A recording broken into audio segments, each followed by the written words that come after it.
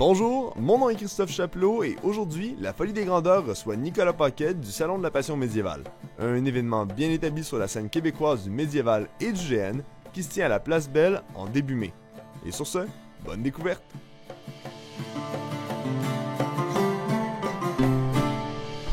Nicolas Paquette, Lui-même. merci d'être là pour le Salon de la Passion médiévale. Exact, c'est un plaisir. Merci de m'avoir invité. Ben, merci à toi d'avoir répondu. Écoute, on s'entend. Le salon, c'est un événement pivot au Québec, mais même en Amérique du Nord en général. Et je pense que tu es le mieux placé pour le présenter. Ben moi, j'aime dire que le salon, c'est un peu le coup de lancement là, de la saison des grandeurs nature. C'est là où est-ce que... comme je dis, c'est le coup de lancement, c'est le coup d'envoi. C'est quand le salon de la passion médiévale, tu le sais que la saison des GN s'en vient. Là, le printemps est dans l'air, le soleil est sorti. On a pu aller voir tout le monde là, dans un événement qui est festif, qui est rassembleur. On a pu magasiner tout ce qu'on avait besoin pour mettre son personnage à jour, peu importe le style de GN où tu vas, tu peux mettre ton personnage à jour chez nous.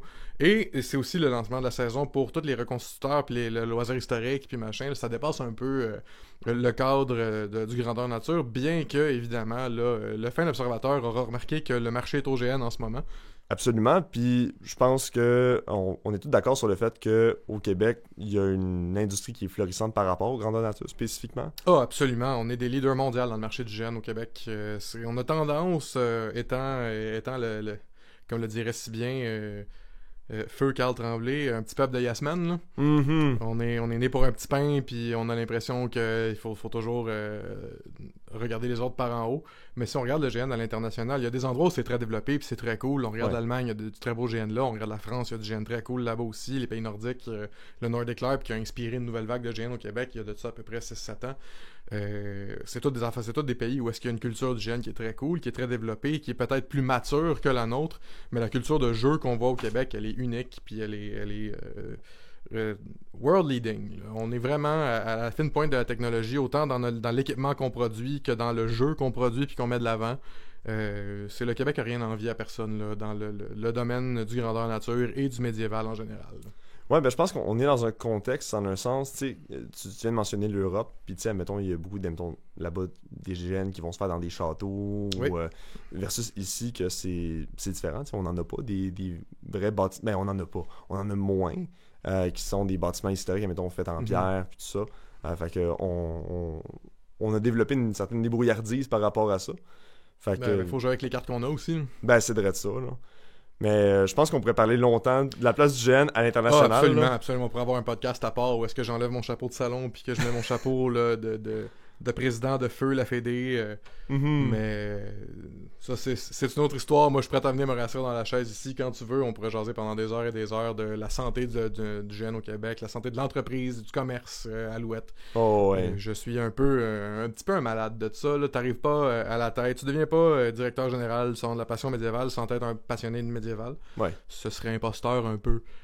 Fait que voilà, c'est le salon d'ailleurs 3, 4, 5 mai à la Place Belle à Laval. On va le répéter probablement souvent au cours de l'entretien. C'est clair. Puis toutes les informations, le site web, la page Facebook, tous les liens vont être dans la description. Parle-moi de ça, un projet bien ficelé qui met toutes les bonnes choses aux bonnes places. On fait notre possible. Ça paraît, là, le setup, vous le voyez pas à la maison, mais le setup est incroyable. C'est un véritable setup de podcast professionnel impressionnant. Ben, c'est bien apprécié, écoute. C'est sûr que tu as à cœur le développement de cette industrie-là, si tu me permets d'utiliser le mot. Absolument, mais appelons un chat aussi. Hein. Ben, c'est ça, tu sais, on s'entend, on est rendu avec des entreprises, des GN qui prennent de l'expansion. C'est encourageant. Puis le but justement de ce podcast-là, c'est un peu de faire briller ces choses-là, de faire voir, de mettre une vitrine. De mettre un spotlight sur les bonnes choses, puis sur le progrès qui se fait, puis sur la direction que ça prend, tout ça. Parce que t'as raison, on s'éloigne de plus en plus de la grandeur nature comme un amassis de tribus, où c'est mon grandeur nature, mes joueurs. Si tu vas dans un autre GN, tu m'as volé mes joueurs. Puis on est de plus en plus dans les organisations de grandeur nature. C'est pas une gang de chums qui se sont dit hey, on fait une game pour plusieurs personnes, puis on met ça payant pour juste pas perdre du cash. Puis on est de plus en plus dans des boîtes événementielles qui produisent un service. C'est un produit maintenant d'animation, le grandeur nature. De plus en plus. Puis il y a une évolution de mentalité qui s'opère tranquillement par rapport à ça. Puis encore une fois, c'est un sujet complexe duquel on pourrait parler pendant longtemps, mais moi, la tendance que j'observe, c'est que le GN, plus ça se démocratise, là, notamment avec le succès de DnD5, puis les affaires comme Critical Role, puis tout ça, où les gens découvrent le loisir immersif, puis après ça se tournent dans ce nouveau loisir-là, puis se demandent, ok, qu'est-ce que je peux faire de plus que jouer autour de la table avec mes amis? Il me semble que j'aimerais ça incarner mon personnage, puis l'évolution naturelle de jouer à Donjons et Dragons, c'est de faire du GN. Puis tu sais, ou pas, selon le joueur que t'es, il y a des gens qui ne veulent que jouer sur table, les grands bons leur en face, puis tant mieux, bravo dans vos passions, lâchez pas, vous avez l'exacte même valeur en tant qu'humain que les gens qui font du GN.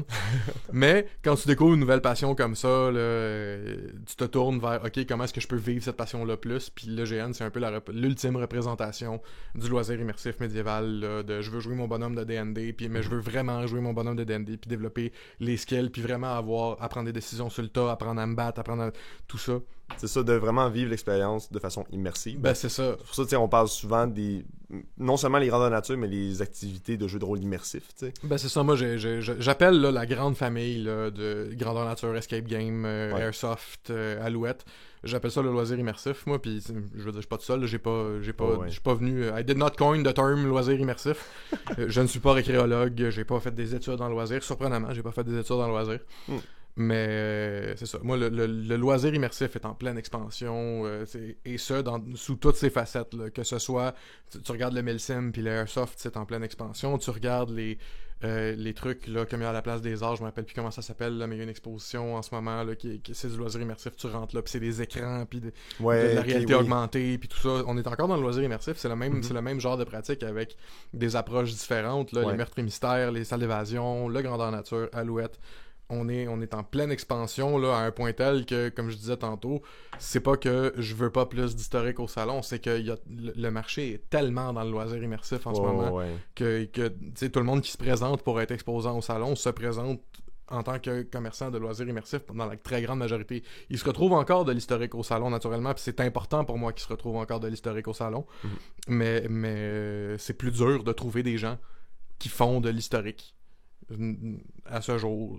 Puis on est dans une génération de médiévistes qui ont grandi avec l'essor du grandeur nature, mais des gens comme moi qui est en début trentaine, là, dans 10-15 ans, là, quand je vais avoir été en GN pendant 30 ans, puis que je vais chercher à avoir des fins de semaine un peu plus tranquilles, peut-être que je vais vouloir aller me camper une fin de semaine de temps à faire du médiévisme à la place, puis juste tenir un campement décorum historique, que mes préoccupations, c'est faire de la bouffe de façon histo, puis m'assurer qu'on fait des démonstrations sur comment ça marche la tonnellerie, puis une fois de temps en temps, tu te mets en plate, tu vas te taper avec des épées de métal pour le show, puis moi, c'est un loisir que je trouve fascinant, puis awesome, puis que j'aimerais donc ça avoir plus de temps à dévouer là-dedans. Ben oui. Mais étant un petit gars de GN dans mon cœur et dans mon âme, présentement, ce temps-là est investi dans grandeur nature. Et d'en tenir le salon et Alouette. Ben c'est clair, là. Ben là, justement, présentement, d'ailleurs, merci de ton temps, parce que t'es dans ta saison forte, là. Oui. Préparation du salon. Au moment de l'enregistrement, on est à 3 semaines de l'événement. On est dans le jus, on a de la boue dans le toupette, mais on a toujours le temps là, de faire... premièrement, c'est toujours intéressant de passer dans un podcast, c'est toujours intéressant de parler de l'événement, ça humanise un peu le salon, ça humanise l'équipe qu'il y a derrière le salon. Là, je suis le seul assis ici, mais je tiens pas le salon tout seul, là. Moi, je suis le capitaine d'un navire et sans équipage, je vais nulle part. Mais ça, t'as une équipe de combien de personnes à peu près qui travaillent avec toi sur le projet? La réalité, c'est que j'ai une équipe sur le projet, on the field, pendant l'événement, on est 8. Oh wow, ok. Ouais, on est 8 staffés, là, payés. Puis puis ces 8-là sont aussi là à temps extrêmement partiel sur le montage parce qu'ils ont chacun leur département puis ils tiennent une facette du salon. Mais si je devais dire combien de gens organisent le salon là, de A à Z, d'un bout à l'autre, à partir du moment où on dit « Ok, on commence à organiser l'événement pour l'année suivante », jusqu'à le close de l'événement, puis l'encaissement de la billetterie, puis le paiement de toutes les factures, puis Alouette, on est 3 ou 4. Oh, ouais. Hey, écoute, c'est fou, parce que je dois, pour être parfaitement honnête, je m'attendais à une plus grosse équipe que ça. Non, tu sais, là-dessus, on a aussi une équipe de 40 bénévoles qu'on remercie et qu'on salue bien bas, et que, un peu comme tous les autres événements de type convention, les Comic-Con, les salons du livre, les salons de l'auto, c'est un modèle, et le GN, disons-le, c'est un modèle d'affaires qui ne fonctionne pas sans le travail bénévole de personnes qui sont passionnées par le milieu. C'est juste pas un modèle d'affaires qui se peut sans travail bénévole à la charge de travail qu'il y a. Fait que naturellement, je salue aussi tous les gens qui se sont impliqués par le passé, dans le présent ou dans le futur, là, bénévolement au salon. On les aime, on les couvre de cadeaux d'ailleurs. Il n'est pas trop tard pour s'inscrire comme bénévole. Mais c'est ça. On pense qu'on a fait une expérience super à nos bénévoles, puis on les remercie, puis naturellement, ils sont le backbone de la patente, là. Mais l'équipe là, qui sont responsabilisés avec à qui il incombe des responsabilités, puis que si tu as un désagrément ou un problème, un conflit à régler, tu vas voir un membre de l'équipe. On est 8 là, sur l'événement. Là. C'est 2 techs, 2 coordos, moi, un responsable de bénévole, une chef billetterie. L'information, j'en oublie probablement sur le coup. Là, oui, mais c'est correct, là, on s'entend. C'est pas parce qu'on vous aime pas du tout. Non, mais c'est juste sur le coup, sortir des noms. C'est ça, je suis pas arrivé avec une liste préparée de machins, puis de toute façon, alors que je les salue et ils sauront se reconnaître, je pense pas que ce soit là, particulièrement intéressant ou pertinent sur le temps d'un podcast, de lister des noms un par un en disant je suis pas en train de recevoir un Oscar, je vous remercie, je vous aime, merci d'être ma team, on vous adore là, du fond du cœur. De toute façon, les gens vont pouvoir les rencontrer, ces membres d'équipe-là, pendant le salon. Effectivement, ils sont identifiés clairement. Nos bénévoles portent des tabards identifiés du salon, puis nos membres de staff sont habillés comme des gens qui font de la technique, donc on est en noir des pieds à la tête, mais on a le logo du salon, puis c'est écrit staff dans notre dos. Bon. On est dur à manquer. Ben, c'est pas vrai, on est facile à manquer, faut que tu nous cherches, mais c'est voulu comme ça. Ouais, mais vous êtes reconnaissable, là. Vous avez exact, on est identifié. C'est ça. Vos tabards, c'est pour les bénévoles, dans le fond? Oui, les tabards de bénévoles sont présentement blancs et bleus aux couleurs aux anciennes couleurs du salon, là, de l'ancienne administration. Okay. C'est dans les projets futurs, naturellement, de tout réhabiller nos bénévoles aux couleurs du nouveau salon, mais faire l'acquisition d'une patente comme ça vient avec des projets qui viennent en étapes. Ben oui. Il y a des priorités, dont assimiler la bête, puis runner un événement comme ça. Là, j'en suis à ma 3e édition que c'est moi qui run, puis je suis à probablement 8-9e édition où je suis dans l'équipe. J'étais dans l'équipe du salon avant d'en faire l'acquisition. C'est ça, t'étais pas alien à l'événement quand tu l'as acquis? Non, pas du tout. Je suis rentré, là, j'ai envie de dire 2015, mais faut pas... faites pas des recherches, là. Je sais plus c'est en quelle année, dans le fond, là, mais je suis rentré il y a quelques temps là, dans l'équipe du salon, puis je tenais le plancher, là, je faisais le rapport aux exposants. OK. Pendant plusieurs années, puis pendant la COVID, alors que tout le monde était en questionnement par rapport au futur de l'événementiel, l'ancien propriétaire, M. Lucien Bédard, un colosse, un titan du milieu médiéval d'ailleurs, là, je le salue bien bas et je le saluerai bien bas jusqu'à après sa mort. Si on a un milieu médiéval au Québec, c'est en large partie à cause du travail de cet homme-là. Là. C'est un héros unsung de notre milieu, étant introverti puis pas trop le type à prendre le spotlight, mais vraiment le salon, c'est lui qui a monté ça. Il a monté des troupes de reconstitution, il a fait venir des films, des tournages de films médiévals au Québec. Il a fondé la compagnie médiévale qui encore à ce jour, maintenant c'est dans d'autres mains, là, parce que vous aurez pu constater que ce monsieur-là est en train de se délester de ses activités parce qu'il est maintenant à la retraite, puis bonne retraite à lui. Mais on a une école de HIMA à Montréal, que c'est lui qui a fondé. Ah ouais. Ok, fait que vraiment quand tu dis un titan là, oui, un colosse du milieu médiéval, absolument. Puis voilà, fait que moi je travaillais pour lui depuis 2015-2016-ish. Okay. Fait que j'ai fait l'équipe pendant longtemps, j'ai eu le temps de voir l'anatomie de l'événement, le fonctionnement, le roulement, le machin. Puis quand la pandémie est arrivée, puis que ce monsieur-là qui était à l'âge de contempler la retraite, puis que runner un événement comme ça, quand t'es rendu d'un certain âge, ça prend ça tire. Là. Moi, la semaine du salon, je fais 150 heures facile. Là. Oh, moi, je me lève le matin, puis je suis à compter du mardi, moi, je suis à la Place Belle, de quand je me lève à quand c'est le temps d'aller me coucher, puis je me couche, je me relève, je repars. Là. C'est utilitaire. Là. C'est ça. Comme c'est moi, pendant la semaine du salon, du mardi avant jusqu'au comme mercredi, jeudi après, je fais garder mon chien, je peux pas m'en occuper. Là. Oh, ouais. T'es pratiquement pas chez vous, puis... Ben, c'est ça. Oh ouais. Mais d'ailleurs, t'as mentionné la Place Belle. Donc, nouvel endroit depuis 2 ans. Nouvel endroit depuis 2 ans. On a déménagé parce que, pour deux raisons. Là, la première étant des changements en administration municipale qui faisaient que les centres sportifs étaient maintenant réservés aux activités sportives. Puis la deuxième étant que c'était rendu trop petit. Oh wow, ok. C'était rendu trop petit, la chemise nous pétait sur le dos. Déjà, à ma première édition, on a fait, je me rappelle plus des chiffres, je pense qu'on a fait 3005 ou 4000 visiteurs. La première édition au Centre Pierre Charbonneau. L'année passée, on a frappé 7000. Puis tu sais, j'ai fait une année à la Place Belge. La Place Belge constitue une augmentation d'espace, là, de superficie disponible pour le salon d'à peu près 40%. Ça équivaut à une 30-40aine de kiosques de plus. Puis l'année passée, on a passé à un cheveu de se faire dire par les pompiers, tu peux plus accepter personne parce qu'on est à bloc, on est à capacité. Aïe aïe! Ouais. Parce que là, c'est ça, j'entends les chiffres que tu viens de dire, puis tu sais, t'as dit 3000 à ta première année au centre Pierre Charbonneau. 3005. Puis là c'est 6000? C'est 7000, c'est un chiffre qui est... approximation. C'est une approximation éduquée en ce sens où tout l'extérieur au salon, le salon est comme en trois secteurs. T'as le secteur extérieur qui est toute la récréation historique, là, tout le médiévisme, le secteur histo est là. On a des food trucks, on a un aire de restauration, on a maintenant des jeux gonflables, des activités familiales pour les enfants, une arène de combat médiévale, un stand de tir à l'arc.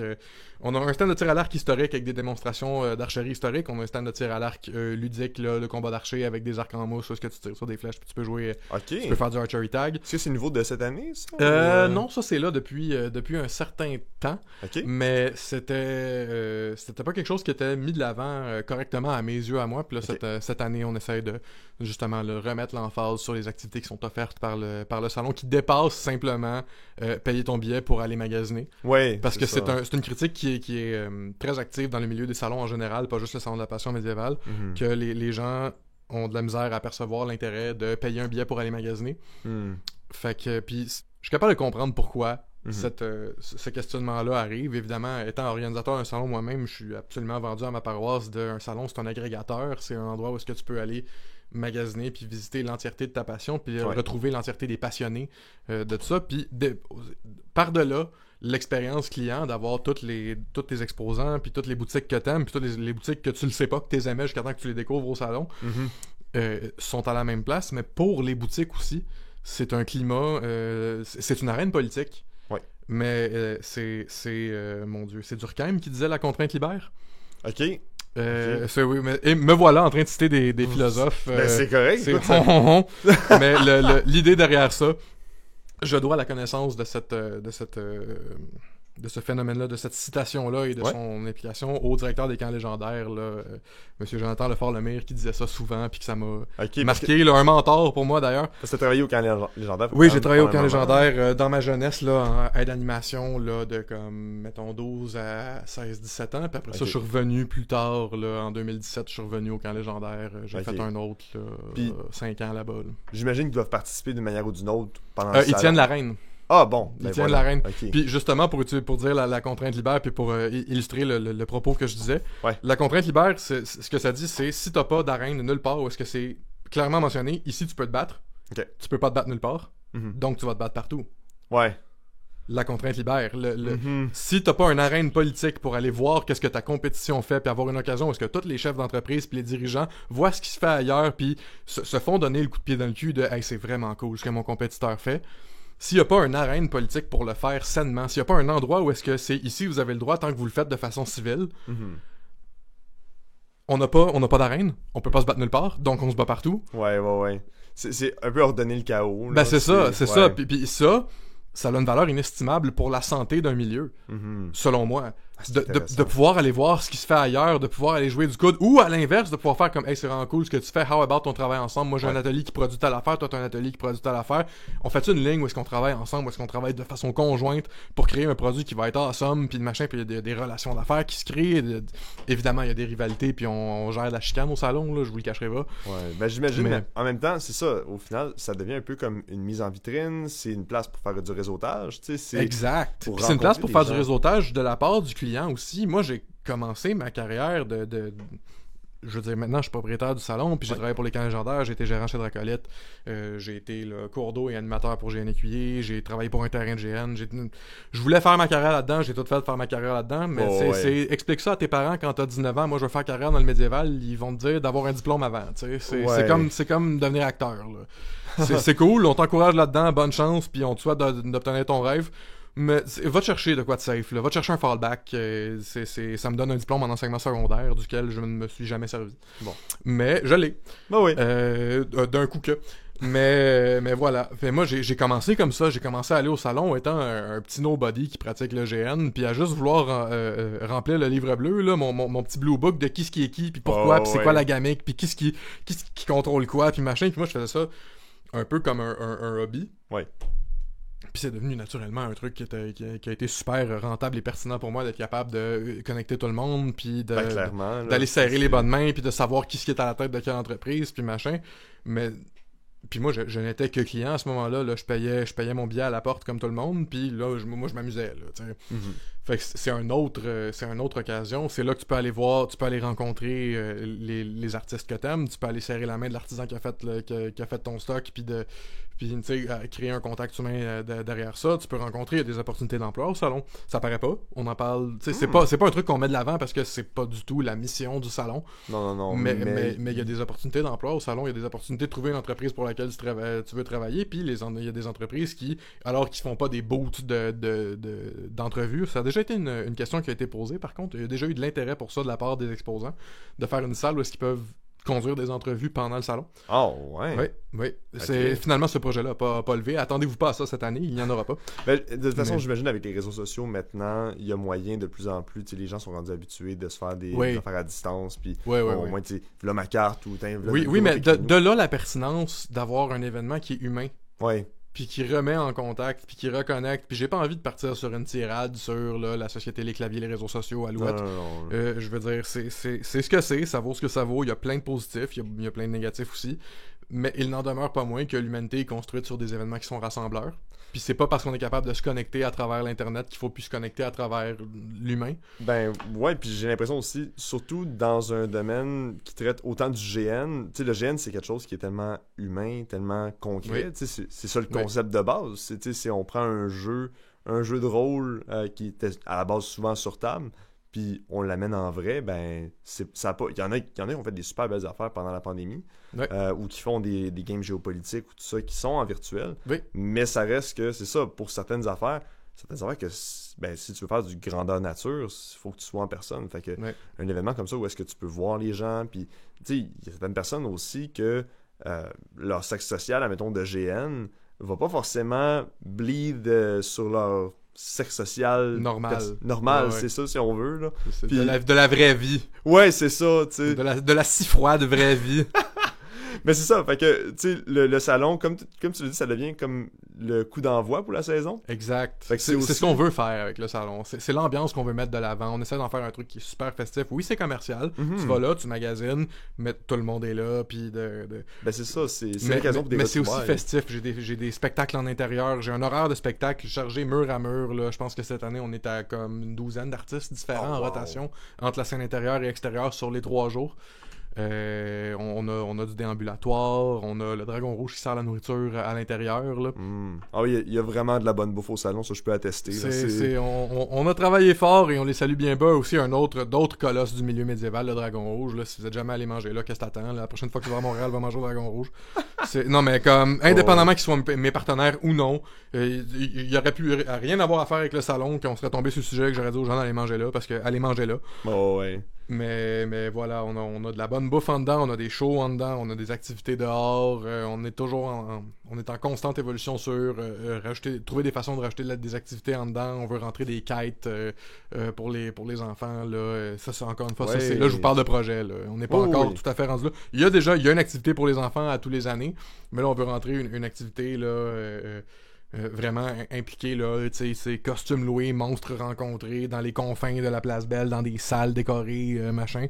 Ça c'est des rêves d'organisateurs là, ça c'est des folies. Mais il y a des projets qui sont mis de l'avant dans cette direction là pour le futur du salon. Là. Ben c'est cool, écoute, les années qui s'en viennent, it's only up from here, là, fait que... On espère, hein? Mais à date, on est sur une montée là, fulgurante, là, pour revenir aux chiffres, là, le 7000 que j'atteins. C'est un amalgame des statistiques de la billetterie, incluant chaque billet de famille qui représente 4 personnes, compté pour 4, puis machin, les exposants, les bénévoles, puis une estimation du trafic extérieur qui est pas rentré en dedans. Ouais, parce que vu qu'il n'y a pas de vente de billets, c'est plus dur à compter. C'est ça. Mais d'ailleurs, juste avec cette montée-là, en termes de clientèle, si on veut, est-ce que tu penses va déjà falloir considérer déménager encore ou Je vais faire tout en mon possible pour ne pas avoir à déménager encore, parce que Ok. la seule façon d'aller par en haut, c'est le Palais des Congrès. Ah, Ou s'éloigner de l'île. ok, ouais. Fait que c'est soit que le salon n'est plus accessible en transport en commun, puis là, à ce moment-là, on va arrêter de grandir parce qu'il y a des gens qui ne pourront plus venir au salon. Oh, ouais. La proximité du transport en commun est un des éléments clés du succès. Ça fait de deux, ça fait celui-ci. 2 minutes de Montmorency, là. C'est Ben c'est super ça, bien placé. tu sors de Montmorency puis t'as la place Belle d'en face là. C'est ça. On est littéralement à 2 minutes à pied d'un métro. Il y a du on- stationnement, il y a du métro, il y a du bus, il y a tout ce qu'il faut. Exact. Là. Il y a le train de banlieue, il est à 10 minutes à pied. Ben oui. À la station Concorde, tu marches 10 minutes, t'arrives. En tout cas, l'accessibilité au salon est un facteur qui est très important. Ouais. Puis la seule façon d'aller par en haut en termes de superficie, c'est le Palais des Congrès. Ok, ouais. Puis alors qu'on les aime et on les salue bien bas, le Palais des Congrès, pour tout le travail merveilleux qu'ils font, c'est pas un énorme milieu, le GN. Ouais. J'ai pas les moyens de genre Air Canada pour faire une convention, puis je peux pas Non. commencer à être le salon du tourisme, Mhm. puis les prix associés représenteraient une augmentation de billetterie qui serait très difficile à expliquer et faire avaler à la clientèle moyenne. Mhm. Mais surtout quand on regarde, c'est toujours un enjeu, l'argent, dans pratiquement n'importe quel milieu. Naturellement, pour tout le monde, c'est la vie. Mais tu sais, aussi, si on regarde, mettons, juste le portrait des GN au Québec, tu sais, c'est souvent, mettons, le coût d'entrée pour un GN a souvent pas vraiment suivi le coût de la vie, tu sais, l'augmentation du coût de la vie. Tu sais, on parle, il y a 10 ans, il y avait bien des GN qui étaient à 40$, admettons. Ben, c'est moi, Puis- dans les dernières années, qu'il y a des jeunes qui ont l'audace. Moi, je me cacherai pas d'être un fort advocate pour augmenter le prix des Mhm. grandeurs nature. Pas parce que je veux retirer l'accessibilité, bien au contraire. Mhm. C'est les gens. On s'éloigne de la tribu, là, on s'éloigne de moi puis toi puis mes chums. Ouais. On s'en va dans la grange. Là, moi, mon oncle a une ferme, puis là-dessus, il y a une grange. On va pouvoir aller jouer dans la grange, machin, sur le terrain de mon oncle. On est 30. On se dit, ah, regarde, on va mettre ça à $30, être capable de se payer des costumes, mettre des effets, avoir un monstre qui est cool, blabla. Là, on est rendu avec des boîtes d'événementiel avec 40 employés. C'est pas des employés, Non, mais 40 membres, là. 40 membres de l'équipe. Qui run des opérations, qui animent des 400 joueurs, que c'est des opérations de parking, c'est de la logistique, c'est de la nourriture, C'est des assurances. c'est des assurances, c'est gérer des campements, c'est une folie, là. C'est un véritable travail de faire du GN, puis en ce moment, ça a été testé, il y a plusieurs personnes qui ont essayé, il y a encore des gens qui sont en train d'essayer. C'est pas viable. Il n'y a pas une organisation. Les GN avec le plus de succès qu'on a au Québec, si on retire Bicoline de l'équation, Ouais. parce que Bicoline, c'est toujours un un cas à GN, part. c'est un GN, c'est un festival aussi. Ouais, Ce n'est ouais. pas qu'un GN, mais il y a une composante de GN suffisante pour que Bicoline soit un GN. Ben, tu sais, dans Mais- tous les cas, c'est grandeur nature. Même Ben, si c'est ça. on dirait pas que c'est un grandeur nature, c'est ça, clairement c'est ça. grandeur nature. On va les retirer de l'équation pour se concentrer sur le petit, entre guillemets, GN au Québec. Le plus mainstream, là, si on C'est veut. impossible de gagner sa vie de ça. Même pour une personne, quand même qu'il y aurait juste le président, le fondateur, là, Mhm. qui se dit, moi je me salarie à partir de mon GN, c'est impossible. Mhm. Mais ça, et de réussir à continuer de développer, tu sais, c'est... Ben c'est ça. Parce que c'est correct, il y en a qui essayent, admettons, de trouver des stratégies pour, admettons, rendre ça plus viable, tu sais. Ouais, mais... Ou au moins pas perdre d'argent. Mais on se brime, Ouais. en tout cas. Puis tu sais, je suis pas en train de dire que tout le monde qui le veut devrait être capable de gagner sa vie de GN. Encore faut-il que tu aies du succès, puis que tu aies une machine marketing, puis que tu sois capable d'offrir quelque chose qui est à la hauteur du prix que tu charges, si tu charges un prix qui te permet d'en vivre. C'est ça. Ça va ensemble, ça. Mais il y a une évolution de mentalité à faire, parce que malheureusement, le fait que, comme tu mentionnais tantôt, les prix de GN n'ont pas suivi le coût de la vie. Mhm. Ça a eu l'effet un peu pervers, malheureux, puis là ça va sonner super sec puis fret ce que je vais dire, il faut le prendre avec un grain de sel, puis avec On la enlève le notion Band-Aid. humaine, là, on va enlever le band-aid, mais ça a fait du GN une activité de pauvre. Hmm. Ok, ouais, je vois ce que tu veux dire. Puis quand on monte les prix, à qui on retire l'accès à cette activité-là? À ceux qui n'ont pas les moyens de suivre cette augmentation de prix-là, qui est une augmentation de prix qui est tout à fait normale par rapport au coût d'opération d'une entreprise telle qu'un GN. Mhm.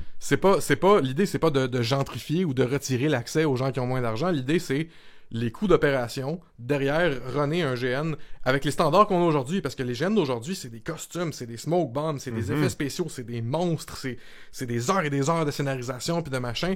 C'est plus encore une fois toi puis moi qui run une game de D&D qu'on s'est dit ok, fuck it, on prend 25 joueurs, on leur charge 30$, puis si le scénario Ça. c'est de la piste, c'est tous nos chums vont me dire hey les gars, c'était pas votre meilleur, puis on va faire ouais, sorry.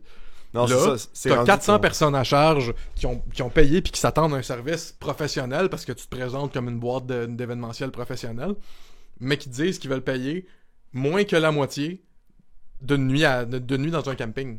Come on, là.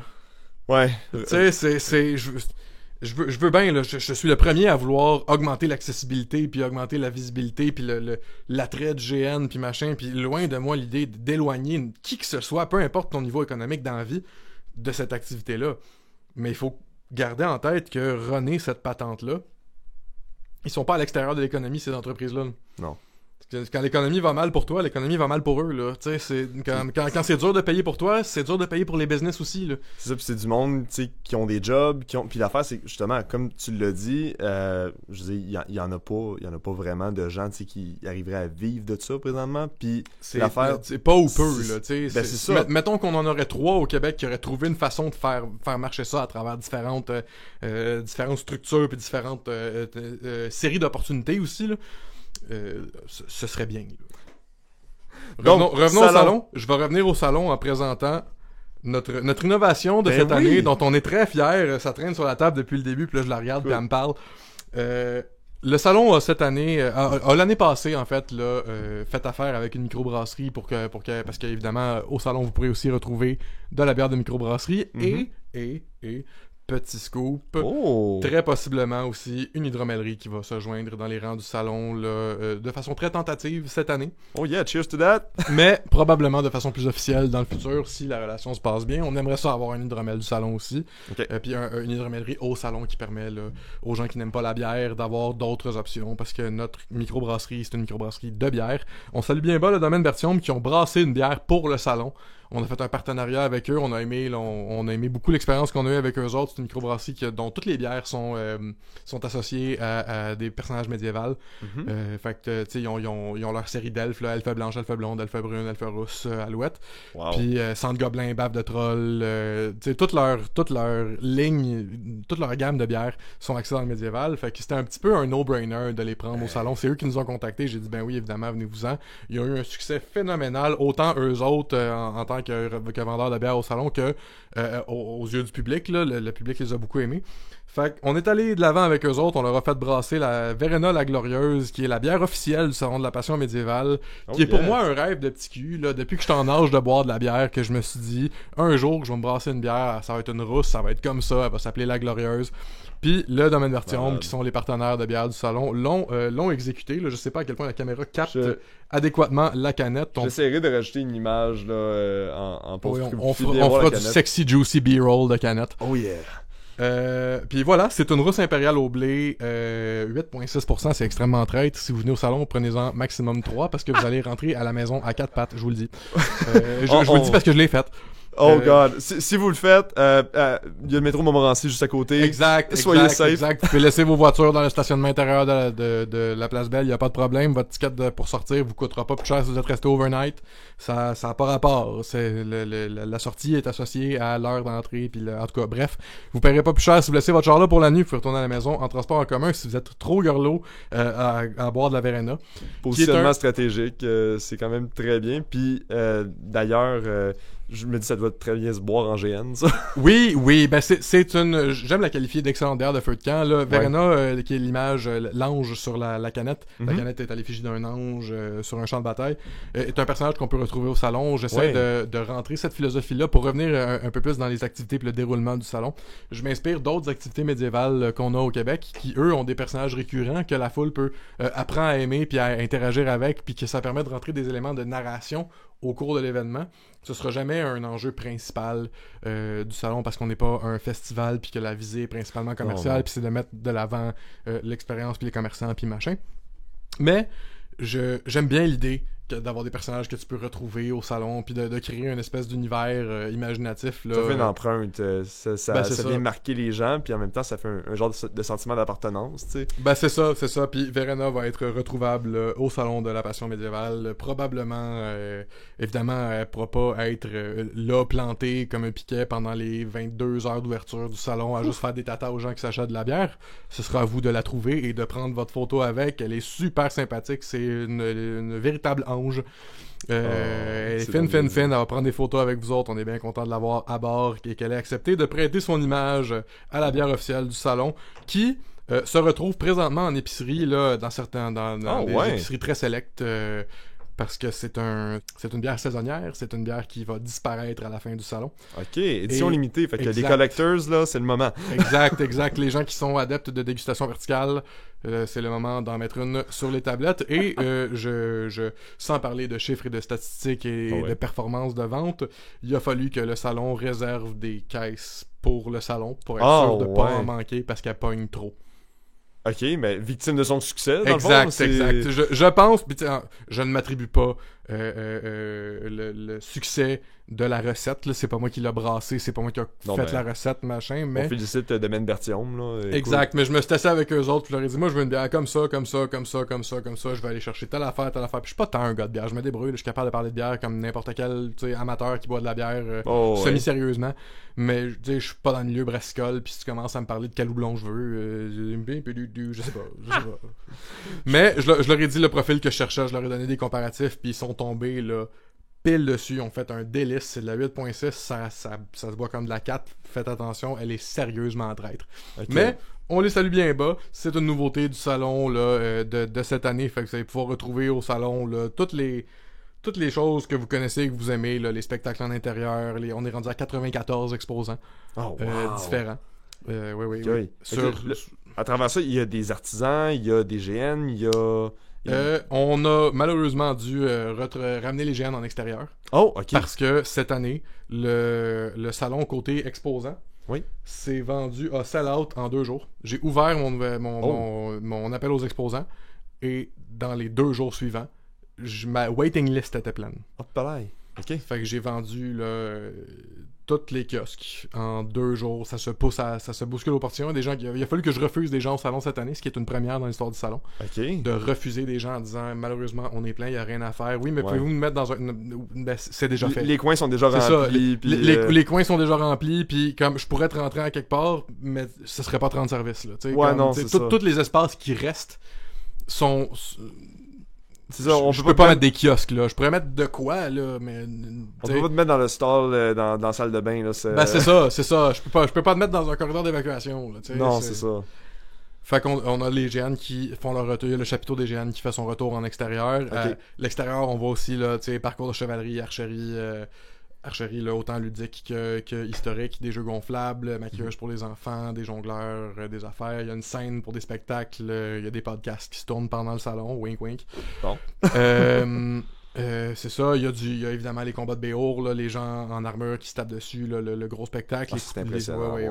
Les mousquetaires, habitants de la Nouvelle-France, les Vikings sont là, les campements historiques sont là, que vous pouvez absolument les visiter et interagir avec. Ce n'est pas du décor, ce sont des gens qui sont là pour vous parler et pour vous introduire à l'époque. C'est un cours d'histoire. Allez parler à ces gens-là, ils vous donneront un cours d'histoire sur l'époque qu'ils représentent.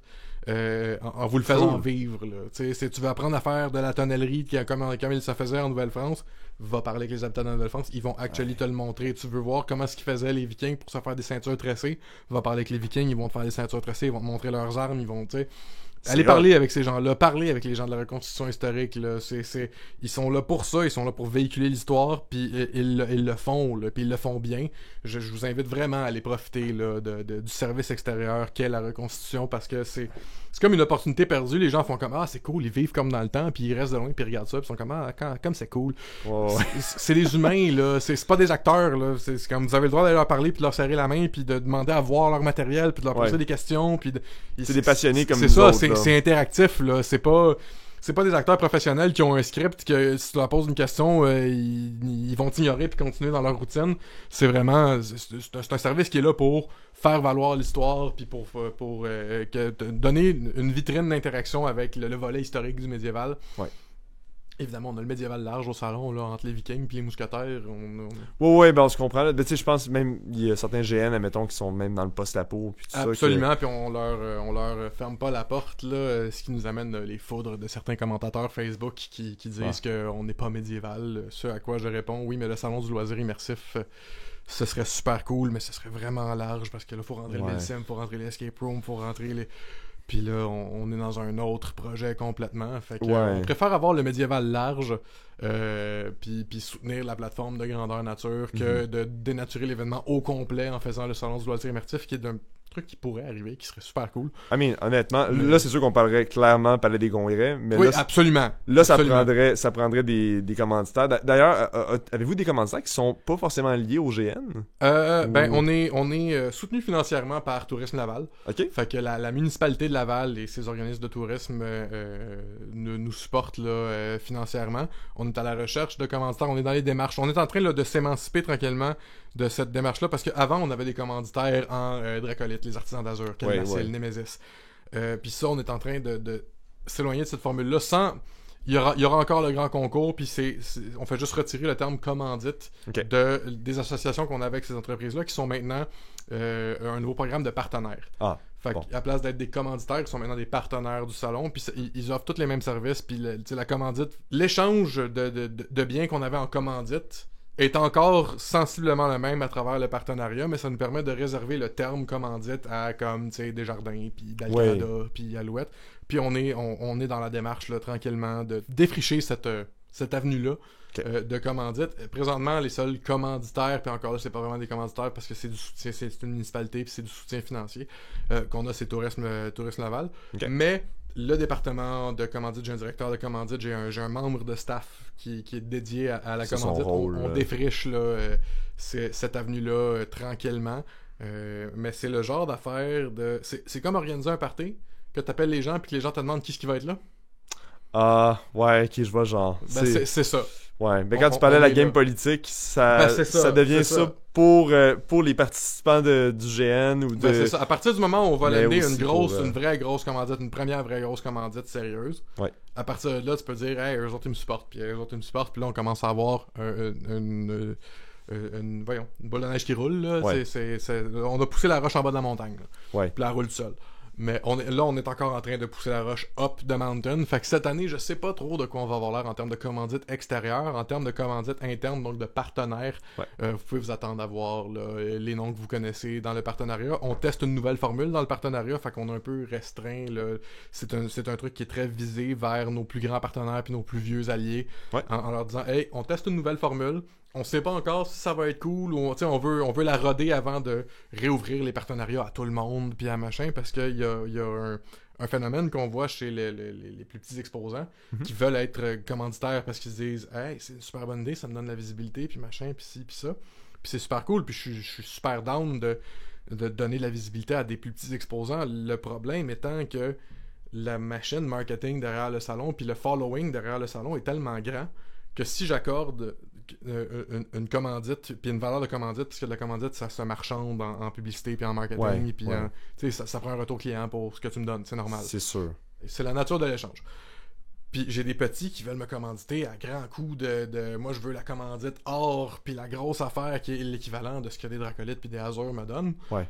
Que si je leur donne le plein rendu de marketing derrière ça, je vais flooder leur capacité de production puis je vais les fermer parce que je vais leur envoyer 250 clients puis ils peuvent en servir 20. Ouais. Mais ça, Tu sais, puis ça, Victime d'une c'est trop une grosse pilule dure à expansion, faire ouais. comprendre. C'est une conversation difficile à avoir avec quelqu'un, de l'expliquer non, tu comprends pas comment gérer ta business. Comme si je fais ça, je vais te nuire, puis je veux pas te nuire. C'est pas que je veux pas te donner des paliers de commandite plus haut, c'est que ça va actually te nuire, puis moi pendant ce temps-là, ça décrédibilise ceux qui sont actually capables de fournir cette demande-là. Mhm. Fait en tout cas, c'est Ouais. une danse complexe, les partenariats avec le salon. Puis parce que le salon, on a des gens que c'est un atelier dans une chambre d'appartement, puis on a des gens que c'est 4 bâtisses de production, là, tu sais. Ouais. Comme... Puis dans le même salon, puis c'est... Alors qu'on fait tout ce qui est en notre possible, en tout temps, pour ne pas faire deux poids, deux mesures, un exposant, c'est un exposant, tous ont les mêmes services. Ouais. Il arrive un point où il y a des tailles de véhicules entrepreneuriales où est-ce que l'opération est différente. Là, tu sais. C'est ça, C'est si comme tu veux adapter- l'échange est différent. Tu sais. C'est ça, si tu veux recevoir différents types de partenaires ou de commandites ou juste de participants, ben, tu peux pas offrir juste un one size fits all. Exact. C'est... Exact. C'est une grosse affaire à penser quand même. Puis justement, là, quand tu disais 94 exposants, Ouais. Puis là, justement, il y en a de différentes grosseurs. Là. Je fais juste penser à oui. Ben, certains qui ont des stands. on est rendu au point où il faut qu'on limite. Il y a une taille maximale sur les kiosques maintenant, Ok. avec certaines clauses grand-père qui viennent des années de kiosques à une certaine taille, que ça, c'est une clause grand-père qui est barrée dans le contrat de ces récidivistes-là. Mhm. Mais avec le salon qui a vendu en 2 jours, puis le fait qu'on a été obligé de refuser des gens à la porte, des exposants, là, pas des clients, tous les clients peuvent venir. Vous ne serez pas refusé à la porte, à moins qu'on soit vraiment dans un cas de foule incroyable. Puis sinon, ben, profitez de la reconstitution qui est à l'extérieur, parler avec les exposants de l'extérieur puis des GN. Puis, dans tous les cas, vous pouvez toujours suivre là, in real time pendant l'événement. La page Facebook du salon demeure très active. Fait que si on arrive à un point où est-ce qu'on a peur d'arriver à capacité, ça va être annoncé de hey, si vous pensiez venir aujourd'hui samedi, soit venez tard puis faites la fin de l'événement, ou venez demain, on est ouvert demain, ça va être tout aussi cool, mais là en ce moment il y a des chances qu'on vous refuse à la porte là. Puis on veut certainement pas arriver là. J'ai élargi mes corridors, j'ai vraiment mis plein de mesures en place pour qu'on s'évite cette situation là l'année prochaine. Cool. Cette année en fait. C'est vraiment plein d'aspects de logistique qu'on voit pas. Hein, non, mais c'est tout un show là. Le monde se dit pourquoi est-ce que je paierais 20-30$ pour aller dans un salon. Ben parce qu'il y a ça arrive pas par magie. Man. Moi, en tant qu'organisateur d'événements, que ce soit des GN ou le salon ou d'autres festivals, parce que je travaille sur d'autres festivals aussi, si tu rentres dans un événement puis que tu te dis, je pourrais faire ça, moi, ça veut dire que l'événement est bien rodé en tabarnak. Ouais. C'est ça, c'est tellement souvent tu ne vois pas la magie qu'il y a derrière. Exact. Si tu rentres en quelque part en disant moi je pourrais faire ça, et que t'as pas d'études connexes ou d'expérience, là, monsieur, madame, tout le monde qui rentre là en disant ah c'est cool ça, je pourrais faire ça moi aussi. Ouais. Peut-être, puis tant mieux si t'es capable, puis bonne chance, puis lance-toi dans l'événementiel si tu penses que t'es capable de produire quelque chose de cette qualité-là. On a besoin de gens qui ont ce talent-là. Mais mon Dieu, qu'un événement qui roule comme sur des roulettes, là, que tu vois pas d'accrochage, puis tu te dis ah ça a l'air facile de runner ça, c'est qu'il y a un travail colossal en arrière de ça. C'est des heures et des heures, des dizaines d'heures de travail d'organisation, de coordination, de machin. Ça arrive pas tout seul. Là. C'est vraiment pas de la magie. Là. Non. D'ailleurs, en parlant, tu viens de parler du public un petit peu, j'ai envie de revenir un peu juste à la participation. Comment s'inscrire? Donc, ça se fait en ligne? Est-ce qu'il y a des billets à la porte? La meilleure façon de rester en contact avec le salon présentement, c'est via la page Facebook. On a un site internet au salonmédiéval.com où tu peux acheter tes billets. C'est d'ailleurs l'approche à la billetterie qu'on favorise là, au niveau. Si tu veux être un bon client et nous aider à booster les chiffres et avoir des chiffres qui sont traqués de façon claire, achète ton billet sur salonmédiéval.com, rubrique achetez vos billets. Il y a une billetterie intégrée là-dedans que tu peux faire toute ta transaction de A à Z. Super organique, notre billetterie est québécoise. Good! Yes, on encourage le local! Yes, notre billetterie est québécoise, c'est pas Ticketmaster, c'est pas Eventpro, c'est pas Eventco, cool. C'est pas... ils sont super cool, ils offrent un service qui est super intègre, on aime ça travailler avec eux autres. Puis en cas d'accro, ben, tu peux toujours les contacter parce que c'est eux qui gèrent la billetterie. Mais, qui plus est, la meilleure façon de s'inscrire au salon, c'est de passer par le site internet au salonmédiéval.com, dans la rubrique achetez votre billet, puis là, c'est directement l'interface de billetterie est là. Vous pouvez faire la transaction au complet, c'est sécurisé, Alouette. Là. De toute façon, c'est plus vraiment tabou en 2024 de faire des achats sur internet. Là. J'ai pas besoin de vous dire qu'on ne volera pas votre carte de crédit. Là. Non, mais ça, je pense que c'est clair. Puis ça se fait bien à partir du téléphone aussi. Ça se fait bien à partir, oui, ça se fait bien à partir du téléphone. Vous pouvez directement acheter à travers le point de vente. On a des billets, on a des liens pour l'achat de billets dans toutes les publications qu'on sort. Cool. Puis là, l'horaire de publication s'en vient de plus en plus intense. Là, à l'approche de l'événement, on passe de publication aux 3-4 jours à publication aux 2 jours à publication à tous les jours. Là. Ouais, c'est le countdown. Là. Ben, c'est ça. Puis on vous encourage tout le temps à préacheter vos billets. Pour de multiples raisons. La première étant une facilité d'accès. Il y a un fast track pour les gens qui ont acheté leur billet d'avance. Ça va plus vite rendu sur l'événement, la transaction se fait plus simplement, t'as pas une étape de plus, tu te fais scanner ton affaire, c'est scannable directement à partir du courriel, on a des readers, fait que t'as pas besoin d'imprimer ton billet. Le salon est un événement éco-responsable, disons-le. Je fais pas de flyers, il y a pas de verre en plastique, tout est réutilisable, la bière est servie directement en canette, consommation sur place, pas parce qu'on voulait pas vous donner de verre, mais parce que avoir une accréditation d'éco-responsabilité, c'est un plus, non seulement dans notre mission, Ouais. dans nos valeurs d'entreprise, mais c'est un plus aussi au niveau de l'organisation d'un événement, puis de Ben, consommation responsable. si ça peut aider l'événement à continuer de vivre puis de grossir, Ben, puis c'est ça. de grossir de la bonne manière, on s'entend, là, ben, moi, je trouve que c'est juste un win. Voilà. Personne va se plaindre de ça. Voilà. Là. Puis nous autres, acheter ses billets en ligne préalablement, ça nous permet de traquer nos statistiques, ça nous permet d'avoir une bonne idée de à quoi s'attendre, de se faire une idée du trafic. Il y a 1000 raisons pour lesquelles c'est avantageux là, de payer d'avance. Que ce soit pour votre expérience client, d'arriver puis faire la ligne avec 3-4 bénévoles qui font juste bip bip bip bip bip qui vous donnent vos billets puis c'est bon, tu peux rentrer à la place de devoir attendre puis faire l'expérience de caisse un par un puis machin. Nos caissières sont super efficaces et on les aime beaucoup, mais ça va toujours bien moins vite qu'arriver là avec un billet déjà acheté. Puis c'est ça, ça nous aide, ça nous soutient de plusieurs façons de faire l'achat là, au préalable, là, puis ça nous assure aussi que tout est à la même place. D'un coup qu'on aurait un bug informatique, on a vécu ça l'année passée, où est-ce que notre plateforme de billetterie sur place fonctionnait pas, fait qu'il a fallu qu'on utilise une autre application pour les ventes de billets sur place, fait qu'on est rendu avec des statistiques de vente dans 2 plateformes différentes qu'il faut amalgamer manuellement, puis alouette. Ouais, ça fait la job de plus, puis comme tu disais tantôt, vous êtes pas une grosse équipe, là, fait que... Exact, ça tient ensemble avec de l'amour et de l'efficacité. Là. C'est lean and mean comme équipe. Là. Mais vous êtes la grosseur pratiquement d'une équipe pour organiser un GN, là, je veux dire, dans bien des cas. Là. Oui. Fait que ben c'est cool, surtout vu le spectre que ça a, la grosseur, puis le nombre d'artisans, de GN, d'organismes que ça aide. Il arrive un point dans l'ergonomie puis la santé d'un événement. Là. En GN, c'est un peu différent parce que tu as une trame narrative qui est différente à toutes les fois. Tu peux pas produire le même... Tu peux pas roder. Parce que tu peux roder tes animateurs, puis tu peux roder ton système, mais tu peux pas roder le show que tu donnes. Alors que dans un festival ou dans un truc comme le salon, alors qu'on fait pas exactement la même chose à tous les ans, on essaie d'innover, on rajoute des nouvelles affaires, on essaie des affaires. Mais il arrive un point où est-ce que il y a une ampleur d'événement où il faut que ce soit un minimum autoportant. Oui. Ça, le salon a ça, puis c'est ça qui nous permet d'être lean and mean comme ça.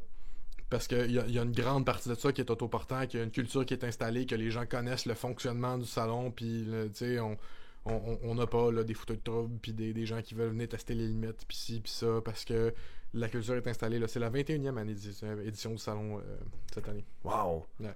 Fait qu'il est rendu majeur même aux États-Unis. Ouais, il est rendu majeur même aux États-Unis. Il peut boire. Il y a techniquement 23 ans avec la pandémie, mais on a raté 2 éditions comme tout le monde. Là. C'est pour les mêmes raisons que tout le monde d'ailleurs. Je pense pas que personne va vous lancer de tomate pour ça. Ben, c'est ça. Fait que le salon a 23 ans, mais il y a eu une fête bisextile. Là. On en a occupé 2. Là. Bon, je pense que c'est cool. Puis... Bon, on a parlé du salon dans son passé, dans son présent. Yes. J'ai envie qu'on parle du futur. Allons-y. Le salon, dans le futur, dans ton monde idéal, mettons. Ça serait quoi? Serait-tu une plus grosse équipe? Ça serait-tu au salon, au palais des congrès, des gros commanditaires? C'est quoi les projets? Dans un monde idéal, le salon, l'expansion du salon, là, quand on arrive au point où est-ce qu'il y a trop de monde, puis que c'est victime de son succès, ce serait pas de l'agrandir, ce serait d'en faire plus qu'un. OK. C'est d'aller chercher le salon à Québec, aller chercher le salon à Ottawa, aller chercher le salon au Vermont, aller, tu sais, ouvrir des nouvelles, Brave New Frontiers. Là. À cette heure, l'enjeu avec ça, c'est est-ce que les exposants vont suivre? Il y a du monde pour qui c'est loin. Est-ce que là, faut que j'aille découvrir toute la clientèle qui se fait dans ces autres niches-là? Est-ce que les gens que j'ai besoin pour que la locomotive vale la peine vont me suivre? Est-ce que je peux compter sur mes partenaires pour me suivre jusqu'à loin? Mais à terme, la vision d'agrandir le salon, c'est de rester dans des événements qui sont festifs, communautaires, faciles d'approche, puis d'en faire. Tu peux pas aller tu te déplaceras pas. T'as pas envie de te déplacer de Québec pour aller jusqu'à Laval pour aller au salon parce que de toute façon, ça va être plein, il va y avoir une foule. Ce qui est pas le cas pour l'instant, on parle du futur. Là. Ben, refaire un salon. Il y a déjà eu des salons à Québec. OK. Refaire le salon de Québec, c'est pas hors de question. Aller explorer à gauche, à droite, là, qu'est-ce qui peut se faire des événements beaucoup plus petits. La tenue d'un festival qui est tu sais, utiliser la boîte événementielle qui run le salon de la passion médiévale pour tenir d'autres types d'événements. Tel que c'est pas proscrit là, que dans le futur il y ait un GN qui est offert par la même boîte qui roule le salon. C'est pas proscrit que moi j'ai des visions pour faire j'ai des visions d'avenir là, pour un projet que je suis pas encore rendu à dévoiler là, sur les internets, mais au bénéfice du loisir immersif là, Je veux dédier des affaires aux loisirs immersifs qu'on voit pas présentement. Ouais. Fait que la perspective d'avenir, c'est de garder le salon dans son ambiance festive, dans son ambiance accueillante. On continuera toujours à avoir l'extérieur payant, les artistes, l'aspect party festival de la chose. Ce sera jamais tu rentres pour aller magasiner puis c'est drab puis c'est pas un centre d'achat. Le seul entertainment que t'as, c'est le pitch de vente du gars qui te parle puis ça va rester festif, ça va rester avec la musique, ça va rester avec des artistes, des activités, de l'innovation. Ça, on va garder ça toujours, peu importe où est-ce qu'on le déplace pour le salon. Puis sinon, les perspectives d'avenir pour moi en tant que carriériste, puis comme showrunner d'événementiel dans le médiéval / le loisir immersif, c'est d'utiliser la locomotive du salon, qui est un événement qui fonctionne, qui est rentable. Le salon, ça marche. Tant mieux. Pour propulser d'autres projets puis qui vont aussi servir à faire valoir le loisir immersif, la grandeur nature, le loisir historique. Mais j'ai un intérêt marqué, puis professionnel, puis intègre envers la survie, puis le fleurissement là, du loisir médiéviste, reconstitution aussi. Ouais. Mais je pense que c'est un peu cyclique, ça, en ce sens où ça prend une batch de vieux GNistes qui se disent « Ah, on va aller faire du médiévisme », puis là, t'as plein de troupes de médiévisme qui partent puis qui sont super cool. Puis là, il y a un vieillissement, fait que là, il y a de moins en moins de troupes de médiévisme, puis là, le stock puis les affaires, ça tombe en vente, puis il y a quelqu'un qui se dit « Moi, acheter ça, moi, plus ça repart. » Puis t'as un cycle comme ça. Comme les modes, dans le fond. Ouais, puis t'as aussi, naturellement, des gens qui ne font que du médiévisme, qui sont super valides, puis qui vivent un hobby qui est phénoménal. Là. C'est tellement cool, les événements de médiévisme. Là.